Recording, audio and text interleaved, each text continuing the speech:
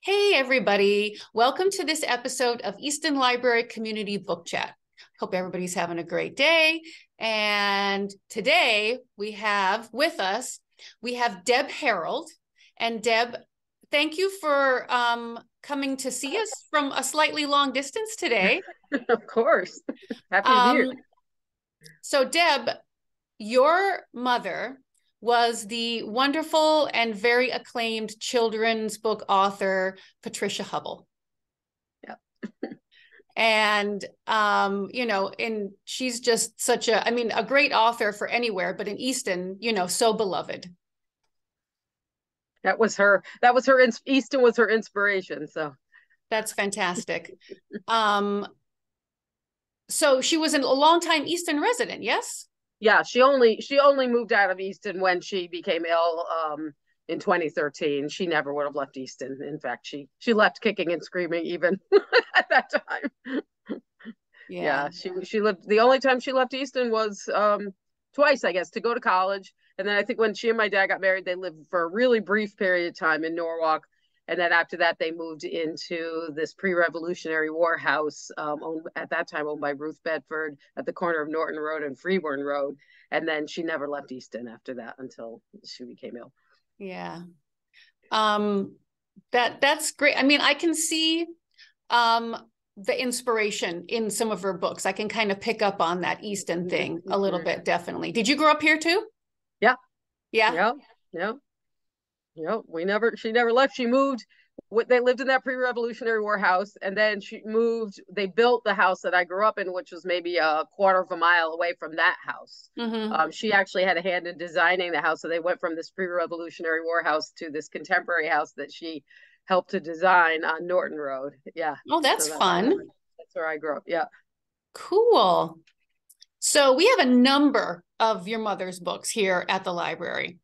But the one that we're going to talk about today is this little beauty called The Apple Vendor's Fair. Oh, let me make sure it's not too shiny. There we go. Which is, it's a little book of poetry for children. It's so beautiful. And did you say it was one of her early books? It was her first book. Her first book. I think I was 4 when that one was published. I was looking at the first printing. I think I was 4. And I mean, it's really interesting to me because I can remember her talking about this at the time that they published it as a children's book, and all 3 of her volumes of poetry, they published them as children's books, but she really didn't write them as children's poetry.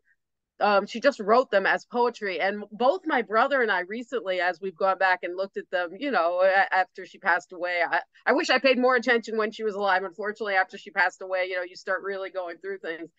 And both of us were struck by how, yes, they're childlike in a way, but they're also very deep. And to me, they're great reads as an adult. You know what? Now that you mention it, I can totally see that. I get, they're not specifically, obviously, I agree, written for children, but I suppose like certain little things like one's about the beach. One says is cat and mouse game. So maybe somebody read them and thought, oh, it's something that maybe children would enjoy, and they're not super long. Right. And the sounds are such a big part of it. And I think that's one reason. And they've also been anthologized in a lot of textbooks. And particularly, like, there's a poem in here. I just get a chuckle because there's a poem in here, My Washing Machine, which is just this little ditty with little sounds. And it's been in music textbooks for years. And this little poem that she wrote when I was 4 is the one that I would say we still just keep getting royalties. Every year something comes in where they're using it again, and they're using it again, they're using it again. So poems like that, you want me to read that one? I was just going to say, let me flip through and find that one. But yeah, I would love for you to read that one. It's on page 17. I marked it. It's that one is like clearly a children's poem, but also fun as an adult. But some of them just are deeper, But so our washing machine went whissity whir, whissity whissity whissity whir. One day at noon it went whissity click, whissity whissity whissity click, click click click click. Call the repairman, fix it quick. Oh, that I totally get that. Sorry, I hear a crying baby. Do you hear that in the background here at the library? Oh, no, I don't hear. um, I can totally see the sound, like you said, the rhythm of it. Yeah. Which Yeah. poetry, I guess, in general is very rhythmic, right? Can be. It can be. Yeah. I think Can be. she it's interesting because her poetry, I think, has a big balance between some of them that are very rhythmic in that way, and then some that are rhythmic but kind of have a twist where something you maybe don't expect, that kind of breaks it up so it doesn't become doggerel, I guess, Yeah, yeah, definitely. There was one I liked that kind of stuck, that kind of hit me as I was flipping through it. It's called Time. Time. Yeah. Yeah. Which page is that? Sorry. That's page 6. Can I read that one? Yeah. Okay. Because I feel like it kind of sums up how a lot of us feel, sort of like like let's put, today, with all this stress, and especially during COVID, like let's put it behind us now and move on to the next day. So I'll read Yeah. that. Yeah. I took today to bed with me when I turned out the light and held it very closely through the cool, dark night. I tucked it near my pillow so that I could hear all the things that filled it with my nighttime ear. I held it very close to me. It could not get away. And yet when morning came again, it was another day. This night, last night, every night the same. Today is but tomorrow with another name. I loved that. I know. And that's another one where, yes, you could read it and a child would enjoy that. But I do think the adult perspective on that, right? Exactly like that, having gone through COVID and all that. But it just like, it really speaks to you in a deeper way. I think that's kind of neat that they do speak to you in a different way at different life stages, Yeah. Yeah. I thought it was they were so pretty. A lot of those, definitely. So what what do you like to read in general? Like when you read for pleasure, what do you like? I read a lot of modern fiction. I'm terrible. It was so funny. Both mom and I think she used to say, don't feel bad about this. You have an artist's memory, which is that I can't remember the name of a book or the plot of the book like 5 minutes after I finished it, but I'll remember how I felt when I was reading it or where I was sitting when I was reading it. So don't ask me to like say, because I probably just finished 4 books and I can't tell you the names of them, honestly. But I read voraciously, but mostly modern fiction, a lot of female authors. I yeah, You that's like mainly my thing. realistic fiction? Oh yeah, yeah. It's kind of amusing because I'm a social worker, and you'd think maybe I would read things that would sort of get me away from pain and family angst, but no, I delve right into it. That's my thing. Oh, that's The more funny. angst, the better. Uh, But yeah, more realistic kind of modern fiction. Yeah, yeah. yeah. And it is kind of funny because I do laugh. Like sometimes I think it's like the shoemaker's children, where I really knew nothing about poetry. Like the I don't think for some reason. I mean, sorry Barlow, but one way you failed me, Joel Barlow High School. Sorry, because I never had a course that taught me anything about poetry, and I don't know if she just didn't want to force it on us. I have a brother, an older brother too. Or what, but like I don't know about iambic pentameter. Like I could say the name, but like I don't know anything about it. So I just think it's kind of amusing that it's a little like the shoemaker's child. So Oh, so it's not like I read a lot of poetry or anything. I really don't. But I still appreciate it, but I don't really, it's not the thing that I go to read. yeah. Oh, that is funny because a lot of her other, like we have so many of her books. This one I thought is great because it's all about Yeah, of a course, the library. librarian. Check it out. Yeah. And then she's got a number of these about like planes, and I think there's one train, Yeah. and Yeah. there's another one, I think. So Yeah, these are beautiful. there's trucks, boats, trains. That's right. Then there's also teachers, firefighters, police. Yeah, Yeah. those are it's interesting. They're a whole different kind of genre for her. I mean, it was a little amusing because of course those are the ones that sell.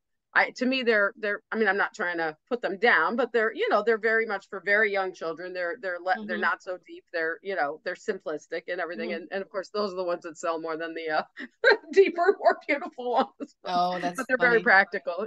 And then there's like this one, which is Yeah, I beautiful, love that Snow one. Happy. That one's beautiful. Yeah. And then I Like Cats, which is also great. But they all, you know, you talk about the poetry for sure, and they all definitely have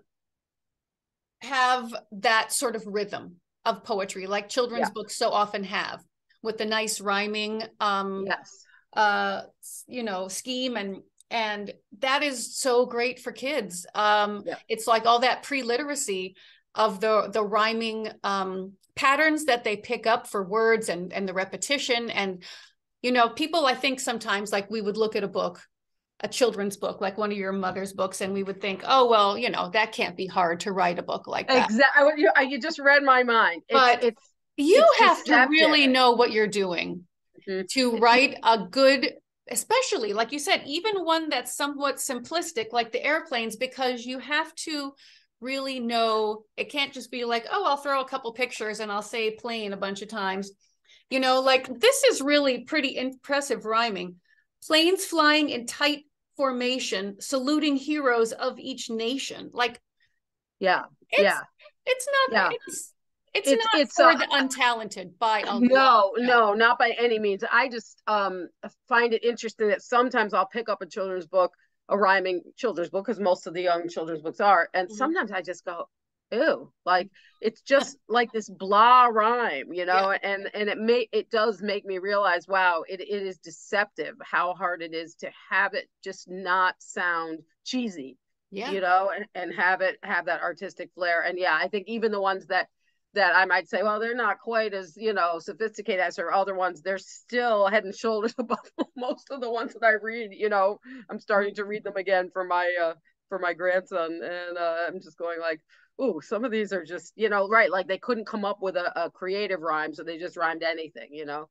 It's the same with songwriting. My original career was as a music teacher and singer, and it's the same thing. Like the difference between a good songwriter, right, and just a songwriter, right, because anybody can rhyme it, but if you just rhyme these sort of obvious things, it's just not, it's not interesting. You're absolutely right. It's you know, you're reading this to your child, and you know, you've read it 40 times and maybe you know, you don't really appreciate it until you stop to think for a second, like, oh, well, wait a minute, my kid, like, you know, can read this back to me without even being able to technically see the letters and understand what they mean. But it's almost like a memorization, which is helping them figure out how to decode words. And they're picking it up so easily for a reason, because it's well thought out, and someone has taken a lot of really big effort to put in to make sure that your kid is getting the most out of it. Absolutely. It's interesting because my grandson just turned 1, and she had written a book called The Wrapping Paper Romp, which is just for little ones like that age, right? There's a couple of them that are for that age. The Wrapping Paper Romp and Pots and Pans is the other one. So it's so interesting because Wrapping Paper Romp is basically about a 1-year-old just getting his presents, and all he's interested in is, or she, I don't remember which it is in the book, but all they're interested in is the wrapping paper, right? Which is totally a 1-year-old thing. We just went through that, but I mean, he just loves it because it's got the sounds, crinkle it, wrinkle it, you know. And he just loves to hear it. So that's pretty special to me to be able to read that to him too. Oh yeah, that must be fantastic. Yeah, it really is. And we have, you know, I have a shelf at my house, and my daughter has a shelf at her house, both, you know, with all mom's books just waiting for him, you know, which is really neat. That's fantastic. Well, I wanted to let everybody know that the Apple Vendors Fair, it is available here at the Easton Library, but it's available in our historic collection. Okay. So this one cannot be checked out of the library. You'd have to stay here to look at it, because it is also, look at this, autographed. So this is a beauty. 1963, she autographed it. Right, that's right, when it was published. Isn't it? And you know, the three first poetry books, we just recently tried to get some more of them because the family didn't have too many of them, and luckily, you know, one of my stepdaughter is very internet savvy and knew all the used book places or whatever, so she came up with a bunch of copies, but they're not in great shape, you know. But at least we can find some more. But I want to just mention a couple things about that book, just that people might be interested in for Easton, is like even the title, The Apple Vendors Fair. So her father started what became the Aspetuck Valley orchards. We called it the Apple Barn. I'm not sure what it's called now. Oh yeah, of The Red course. Barn. That her father started that. Oh wow. So this is named after, you know, the apple vendors fair is a real thing in her life, that he started the orchards run by the hydraulic company, because he was the watershed manager for the hydraulic company, and the orchards there were his idea, and the whole apple barn was his idea. So that whole concept of the apple vendors, that's an Easton thing.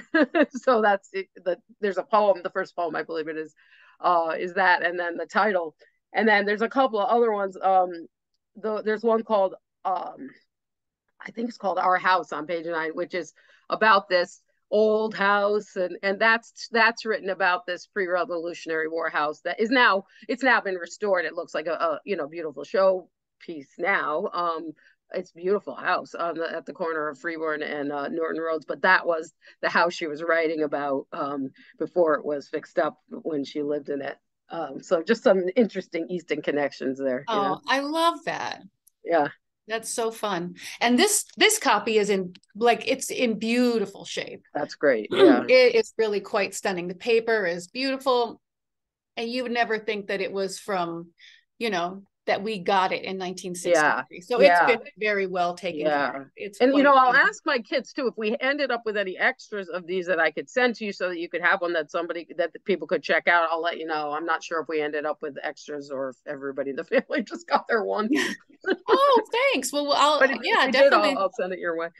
Thanks. But in the meantime, people are welcome to come and look at it, you know, within the library, and then we'll just take it back so that it stays as beautiful as it is now. And then we have so many, I mean, the ones that I showed, like the airplanes and the I Like Cats, these are just a few. I mean, we have many Snow Happy, and of course Love, the one about the library, and we have so many. We've got the teachers and the firemen, and and I think there's I think you have also some of her more recent collections of poems. There were Earthmates, there was the Grass Green Gallop. Those are, I'm pretty sure you have those, and those were collections of poems, just more themed. Earthmates is all about animals, so those are really neat too, and also interesting both to kids and adults.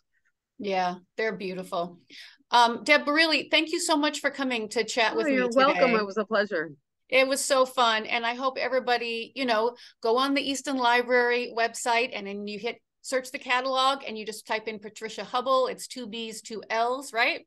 Yep. And all her fantastic works will come up, and you can, you know, and if you go by, I don't know if Easton, you can home with you in a book. Yeah, there you go. I don't know if you can go to the Bradley Hubbell house anymore. I think a family lives there, but even just driving by there, you know, that's where she grew up, and some of her inspiration was there too, which is also and they have a beautiful garden there right now, don't they? Yeah, that was modeled after my grandmother's garden. She always had a big flower garden. Yeah, I love that. Those are, you know, ways that you can connect to her inspiration. So. Yeah. All right. Well, Deb, thanks again. I really appreciate it. It was a pleasure. It was a pleasure for me. Thank you. Bye-bye.